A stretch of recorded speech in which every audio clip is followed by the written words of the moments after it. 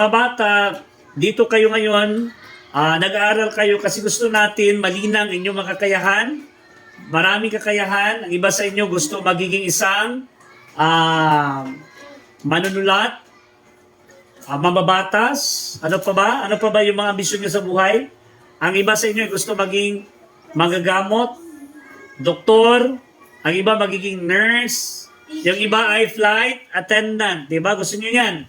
Pero ang tanong ngayon, paano natin makukuha ang mga pangarap na ito?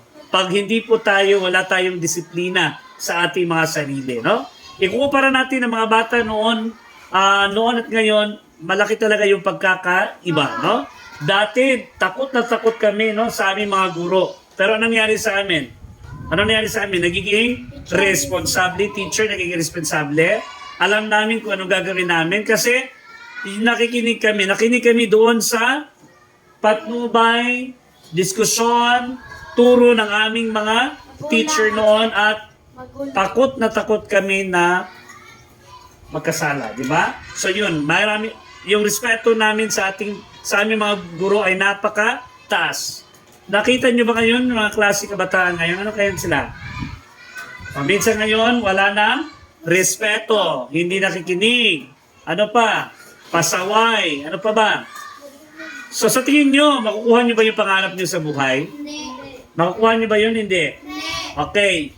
Dati, sabi nyo, gusto nyo maging isang doktor, maging nurse, maging engineer. Ano pa ba? Maging seaman, maging sundalo. Pero police, lahat ng mga ito ay kinakailangan, unang-una ay babaguhin muna natin ang ating mga sarili. Ang ating mga ugali, paano tayo magiging isang responsable na doktor? Pag kulang yung kaalaman natin, kulang yung disiplina, kulang yung ensayo, di ba? So lahat ng mga ginagawa natin ngayon ay patungkol yan sa disiplina, respeto. Pag wala tayong respeto, ano kayo mangyari sa atin? Pwede ba tayong matuto pag wala tayong respeto? Halimbawa si teacher nagsasalita sa harap at saka ikaw din dyan sa upuan mo nagsasalita. Okay? Meron ba respeto niyan? Wala. Meron ba tayong matutunan niyan? Wala. No? Kasi hindi natin makukuha kung ano yung ibig sabihin. Yung pakay ng aralin na yan, no? Layunin ng aralin na yan. Hindi natin yan maintindihan. Di ba? So dito may i-share ako sa inyo. Okay lang ba? May i-share ako sa inyo. Okay, may i-share ako sa inyo. Dito sa Ephesians 6, no? Ephesians 6, 1 to 3. Anong sabi dito? Nasa kasulat sa Ingles. Children, obey your parents in the Lord, for this is right. Honor your father and mother, so that it may be well with you and that you may live long on earth. So, ano ibig sabihin yan? Honor. Number 1, makinig tayo. Respetuhin natin ang ating mga magulang. Okay, ano ba? Tama ba ito? Mali? Tama. Yung pagrespeto, tama ba mali? Tama yung pagrespeto. Walang mawawala sa iyo pag respeto ka.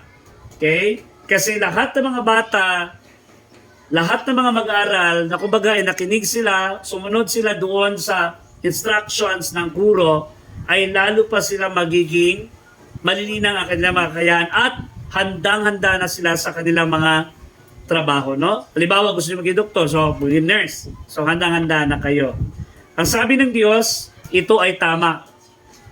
Eh minsan, pag nagagalit, pinapagalitan tayo, pinasabihan tayo ng ating mga guro at teacher, nagagalit tayo, di ba? Ayaw nating makinig. Okay? Lahat ito ay para sa ating mga kinabukasan, para lang sa ating kapakanan, di ba? Sino ba yung mother at father niyo sa loob ng silid-aralan, sa paaralan? Sino ba sila? Okay, mga teachers, mga guro. So, dapat lamang na ibigay natin ang ating respeto, makinig tayo sa kanila kasi sila ang gagabay sa atin para lalong malinang ang ating makakayahan. Marami tayong matutunan.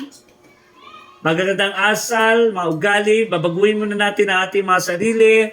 Magkakaroon muna tayo ng disiplina sa ating mga sarili para balang araw, okay, mabago ang ating mga ang ating mga sarili, ang ating mga buhay. At lalo tayong pagpalain ng ating Panginoon. Pawang may kapal. Diba? Kasi nakasulat yan, no? Nakasulat yan. So, yun yung ano natin, sa comparison at contrast, na dapat sana lahat ng mga kabataan ay makinig, matutong rumispeto, matuto tayong isarangalang natin ang kapakanan ng ibang tao.